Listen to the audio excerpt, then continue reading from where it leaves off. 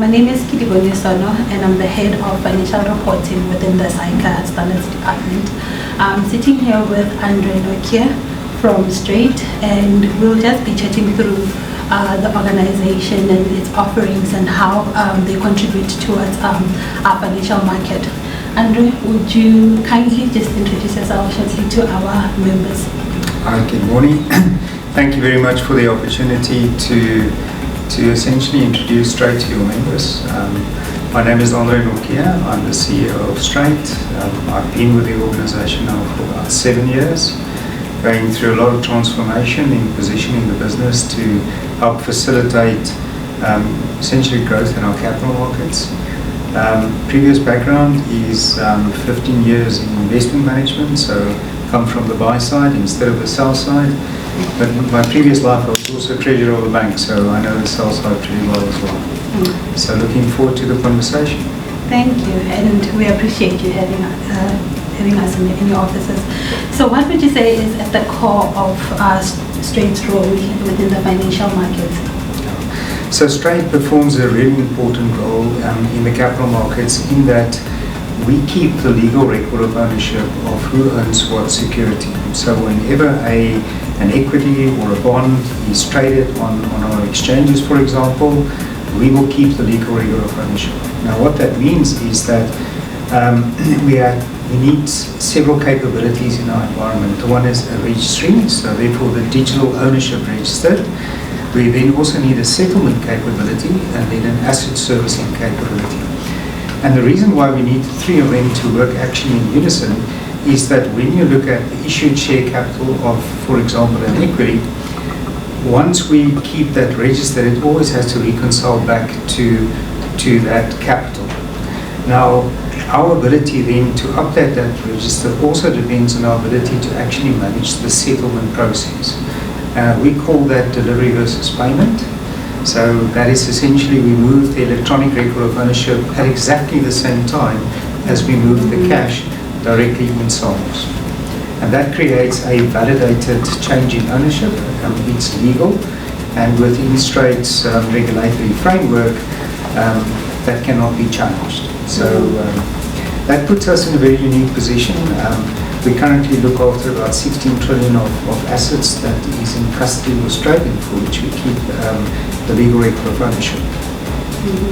So that is typically what we will call your assets and your liability, your balancing from our side. Thanks for that. And I guess you have indicated that you connect your issuers and your investors. How do you basically do that? Right, so our world actually starts, well, first and foremost, it starts with the issuer. So if the issuer do not deposit their securities at Strate, our world cannot function.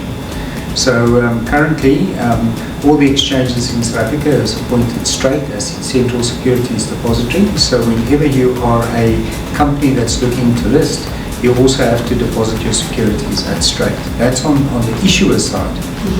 But then on the investor side, through our extended ecosystem, we actually connect the investor directly to the issuer through the different processes and also through our exchange-traded platforms that we support.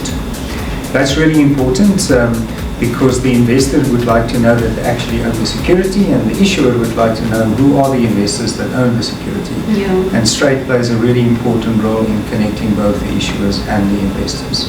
Yeah. You did highlight some of the key capabilities that you do to support the market growth in our first, when you responded to the first question where you mentioned something around the registry and the settlement, the balancing of, are there any other that you would like to maybe specifically also include that you consider your key capabilities? Well, Kedibone, that's a really important question. We've got what we call a capability ecosystem that we've put together that gives the maximum value to the issuer as well as the investor. So at the core of our service is our registry service, which is the registry settlement asset servicing, our CSD service. But we've got a couple of key capabilities that actually enable all this to work. As you can imagine, we sit at the end of every single financial transaction in South Africa. And therefore, we need to be fully integrated into this ecosystem that allows transactions to be sent to our ecosystem and be settled. And we call that our integration service. We've got an extensive integration network that uses either Swift messages or a private network to engage with Strate. We receive about 140 million messages a year that we process. So it is a really, really important capability for us to have. Maybe just one other point. A lot of people, when they think about Strate, think that we only deal with on-market transactions. But about 40% of all transactions that we process in our environment is actually off-market. So therefore received on an OTC basis. Let me give you an example. Let's say JP Morgan in the UK decides to sell to Goldman Sachs. They would actually report that transaction directly to Strate, not necessarily through the exchange, right? So that integration service is a really important capability for us. And then we've got three other capabilities that are really important. The one is our collateral capability. So because we know who owns what security, we can actually pledge or seal or outright transfer that security, or the giver of collateral can do that via our platform to the receiver of collateral, right? And that is what we call a perfect collateral pledge. So, and what that means is that if you are an owner of security and you want to offer that security as collateral for either a risk or a funding position, you can do it in a very secure way, and the receiver of collateral knows that that security is then set aside for them. So that's actually quite a big business of ours. We've got about 60 billion of collateral assets that we keep on this platform, and we are actually looking to grow our collateral platform. We're working very closely with the SAICA on a proof of capability with them, so that banks reserving assets can also be part of that collateral pot. But in essence, what we are trying to do with that is, if you think about it, we've got about 16 trillion of assets in our environment.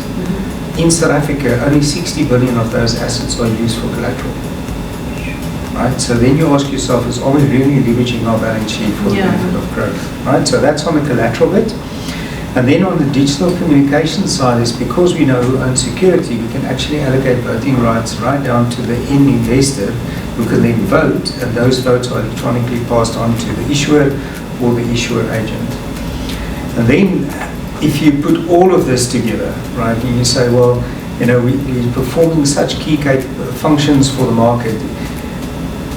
If we then think about data, right, the kinds of data we've got, you'll be talking to Leroy just now on the TR side. We've built an extensive data capability that actually allows us to leverage this immense set of data that we've got for the benefit of all our stakeholders by providing them with unique insights.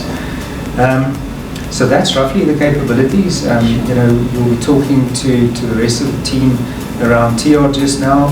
That's another license that we've acquired for the benefit of the market, and that will essentially allow us to do or to provide transparency on a very opaque OTC market. And the team will talk about that. Okay. Can I ask, in terms of the data that you have, it's quite massive. So with how do you innovate and ensure things like cybersecurity and such things? Because that is quite a massive database that should one get hold of. I can just imagine. The mess that it could be. Yeah. No, absolutely. I mean, cybersecurity is a big threat globally. And for financial market infrastructures like ourselves, it remains an absolutely critical focus to make sure that our data remains well protected, and also the core services that we offer remain well protected. I can't talk about all the details, but we do invest a significant amount of money in ensuring that our environment remains safe. Okay, no, quite understandable. Then how do you ensure your financial stability while remaining in neutral financial market infrastructure? No, that was probably one of the most critical conversations that I needed to have with our shareholders and the board when I just joined the organization is, Strate currently looks after 100% of the market, right, in the role that we perform. Now, that sounds like a monopoly. We sort of position ourselves as having a dominant market position, but it's a bit of a double-edged sword, right? Because if you're 100% of the market, how do you grow? Yeah. You can only grow if the market grows, right? Or you can grow by innovating, by adding more capabilities or more securities through your current infrastructure or your operating model. So one of the things that I did when I just joined the organization is I worked with the board and our shareholders to establish a set of core guiding principles around how Strate should operate. Because the one thing that we definitely do not want to be seen as is a monopoly, because nobody wants to give a monopoly more business, right? So therefore, we position ourselves as a trusted and neutral organization because we want to be entrusted with more. Now, you can only do that if your financial objectives are in line with that statement. So the agreement that I've got with the shareholders is that we will be financially sustainable over the long term and self-funded. So we are not an organization that maximizes profit, but we do create infrastructure for the benefit of the market, and we also always price as if we've got 100% of the market, right? Which is the benefit that we bring because of the scale that we bring to the market in terms of our capabilities. So for our members who are going to watch this, why should they care about Strate's evolution? Why should they pay attention? Yeah, listen, we are busy with multiple different growth opportunities. Just from a growth perspective, we have just built a direct link to Euroclear. And what that allows the local buy side to do is to buy and sell any foreign fund that is on the Euroclear platform, and that's one of the biggest platforms in the world. It's got 450,000 funds. So that's one way to grow. Another way to grow is that we want to introduce unit trust as part of the security types that we look after, and we think we can bring a significant amount of efficiency, transparency, and settlement benefits to that particular security type. And then lastly, on the private market side, we certainly believe that there's a huge opportunity for private companies to essentially dematerialize within the Strate environment and become part of our ecosystem that allows them to potentially raise capital in a way that is currently the privy for public companies.